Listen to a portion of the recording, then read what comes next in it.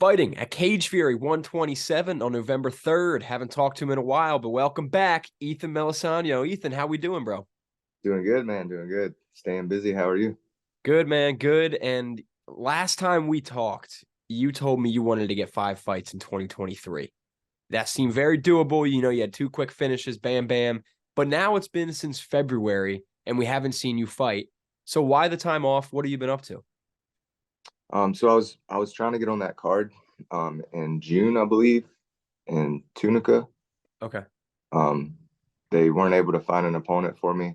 And unfortunately during that time I lost my best friend. Oh, I'm sorry to hear.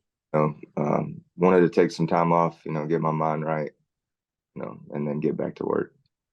And I mean, you're back now, November 3rd, it goes down. Has that like long layoff? I mean, obviously losing your friend is not going to fit what I'm going to ask, but has the camp, like having extra time to prepare and training, been a blessing in disguise at all? Always, in between fights, I'm always at the gym. Yeah. So there's never a time during the year. That's what I do for a living, is I coach. So I'm at the gym all the time, and my coach does not let us skip sessions. So it's not like I can disappear from the gym for a month. I'm in every single training session all throughout the year. When I don't have a fight coming up, I'm focusing on getting better. So keeping the timing good, all the things necessary, and then I just jump right into a camp. So I knew about this one 12 weeks out. So it's been a good long camp. I'm excited to get back in there next weekend. And not having fought since February, like what has that done for your hunger, your motivation heading into this one? Um, I mean, honestly, yeah, I'm ready to fight, man. It's been too long. I don't like taking, even 6 months layoffs at this point. With me being 30 years old, I want to, push the pace, keep things moving. But life happens, you gotta roll with the punches, pivot, and move. So, but I'm extremely excited to get back in there. Always hungry to fight. I know preparation breeds my confidence, and I'm fully prepared for this fight. I've never trained like this for a fight. And I mean, obviously, you made your pro debut with Cage Fury, and now you're set to return. I've been talking to Arias and Rob a little bit. People are very excited to have you back. That little wow factor you bring, with the whatever 90 seconds total fight time or whatever it is for you. So like, are you excited to be back with Cage Fury? And then how did you end up getting back? Because I know you took a break with them and went to All In Combat. So how did this all wind up coming to be? Yeah, I'm super excited to fight for them. I would be cool with doing most of my fights for them. Everything runs super smooth. It's UFC Fight Pass, got a lot of eyes on it. So I love fighting for them. They're my favorite promotion so far that I've competed for. Um, it was just finding a fight. It took a little bit to get an opponent. Even for this one, he was the fifth person that they had asked. Jeez. So, but he took the fight. So we're here. But And I'm yeah, super excited to get back with them. I love, all the eyes on me. I thrive in that environment. yeah, Cage Fury is top notch, man. I love them over there. And you've already fought at Horseshoe, or what's it called? Yeah, Horseshoe Casino. Excited to be Yeah, back there. What's the vibe like there? for sure. I dig it. I love the casino shows. Everything's right there. I know I can make weight, walk to the restaurant, get some food. I'm going to be bringing all my things with me. And this will be my first time fighting at Flyweight. So I've been taking nutrition like extremely serious on this one. And that Make was doing all the right things. and that was kind of my next question. I was going to get into camp and Spartan Fitness, but like you said, first time dropping down to flyweight off the bat, weight cut good, properly prepared. Think this is the right move. Yeah, absolutely. I think this is definitely the right move for me. Um, at 135, I was just making weight too easy. Um, and this is where I wanted to be as a professional, anyways. I knew that if I'd made a few lifestyle changes, diet a little bit farther out, um, I could make this weight super easy. My 2 fights at bantamweight, I was barely cutting any water weight. I Wow. would die the last. I wouldn't even watch my portions until like 1, 2 weeks out. Um, this fight, not that I'm in a huge depletion.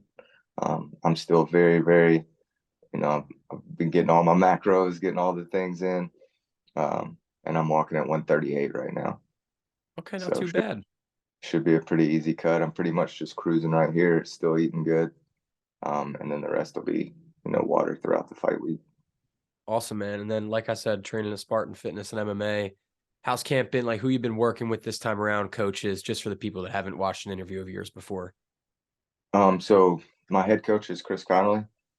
He's a OG in the game for sure.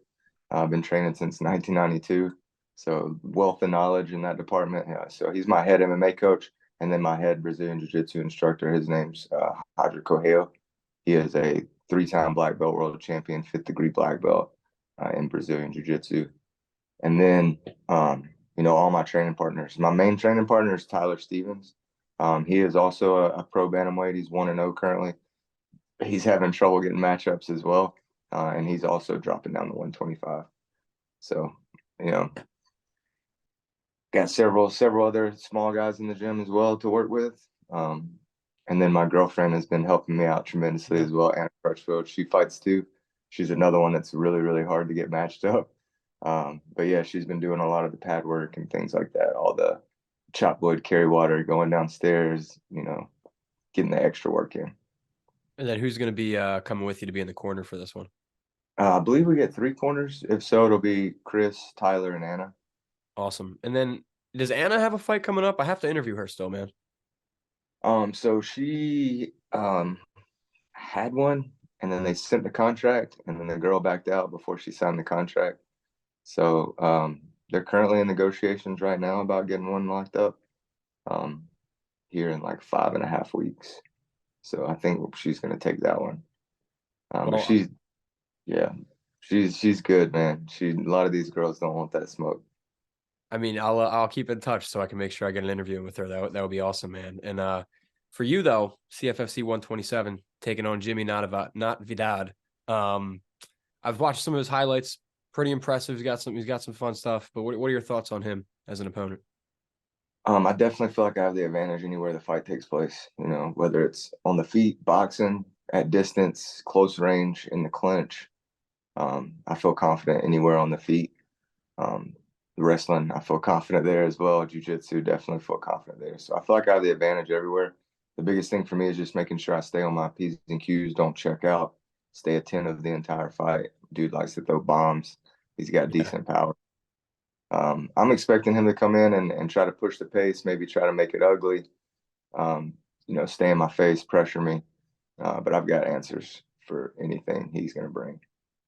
And then, I mean, you kind of touched on this, but go a little bit more into it. Like, from what I said, when he's fun to watch, he does. He throws bombs and he looks for some reckless abandoned knockouts sometimes. So, how do you Yeah. think your style is going to match up against that? Because what we've seen from you so far is you got some absolutely lethal counter striking amongst you. Yeah, that is where I thrive the most is my counter striking. So that plays perfect into my game plan, and he does make a lot of mistakes. He gets overextended, he drops his hands.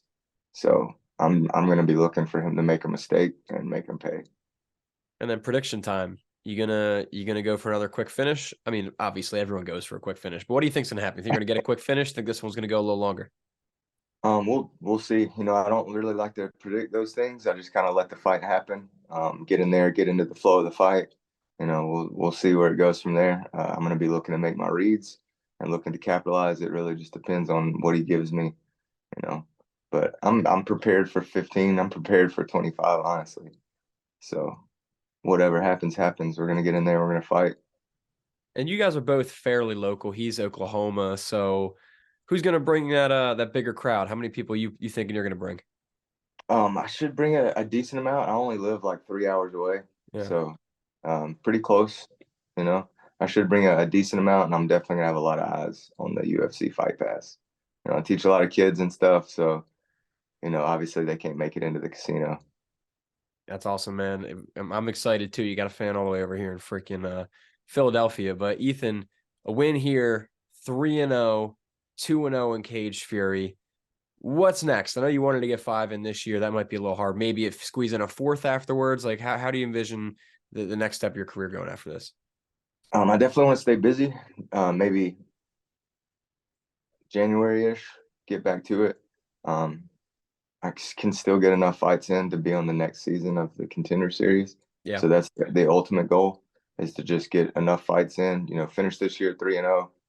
Next year I could possibly get 2 or 3 in before the fall and maybe make it onto the Contender Series. So, but I'm not looking past Jimmy. I know he's tough. Um, my main focus right now is getting through this fight and going from there. But definitely not looking past him. He's a tough dude. So we're gonna get in there. We're gonna scrap. And then again, not looking past Jimmy at all, but you have goals for yourself. One of which you just said is Contender Series 2024. On the path to get there, does a Cage Fury, either I guess flyweight or bantamweight title interest you? Yeah, if I get the option and the opportunity, then absolutely. I feel like I've been doing this now for 13 years. Um, I had 17 amateur fights. I boxed as an amateur. I did Muay Thai as an amateur. I did jiu-jitsu tournaments as an amateur. So I have a wealth of experience. Now I'm 2-0 as a pro, so I'm ready to take on, really anybody. It's just finding the matchups right now for me, um, and then going from there. And then another part of your life, other than fighting, is you're a stuntman. We talked about this many times before, but a little different right now because SAG's on strike. So how's all that been going for you? Like, has that affected you? Everything's kind of dead right now. I don't know Mm. really even what's going on with the strikes. I feel like I know when I did Cobra Kai, they were paying us residuals based on FaceTime, Hmm. and I'm a stunt double, so I don't Weird. get FaceTime, so my residual checks were pretty weak. But Yeah. since they've been striking, I've been getting some nice checks in the mail for sure. Oh, Uh, really? I appreciate what they're doing, absolutely, but everything's kind of on halt right now as far as that goes. I think they've got some negotiations going, so they should get back to filming season 6 here before too long. I kind of just play by ear and see if I get the call. I'm pretty sure I'm going to be working on it, but we'll see what happens. A lot of variables that go into it, what my size is, my hair, things like that. So I know they were planning on filming in May was when they were planning Oh, on word. starting back. So it's been pushed back. They were talking about November, December getting back to it. So right now, just kind of, you know, waiting to hear something. In the meantime, I got this fighting stuff to keep me busy. Yeah, man. And who stunt double do you play on that show? I don't watch the show, so I'm not going to know the character, but I'm just wondering. I'm Hawk stunt double. Is Hawk So like a newer character? Is he in the original series? Or the he's original in the movie? original. Yeah, he's one of the main guys for sure. I got to do the All Valley tournament for season 4 where he won the tournament. So that was a lot of fun. They brought me in to do a flying triangle, do a couple of the kicks and stuff. So, but a lot of the stunts he does, not that they train formal martial arts, but they have a lot of karate guys that are on set Yeah. with them, and they've been filming it now for a long time. So they get to work one on one with a lot of these technical guys. So he does a lot of his own stunts. They bring me in to do the stuff that could be potentially dangerous in hall promotion or That's cool production. though. That's cool Yeah. though, man. That's an awesome gig. I love hearing about that. And yeah, I hope they can drop those pickets soon and y'all can get back to work because I know it's been, I do video production too, so it's been a crazy summer all around for everyone.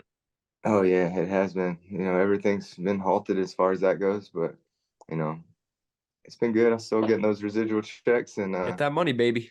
and staying busy at the gym, coaching and training. So things have been good.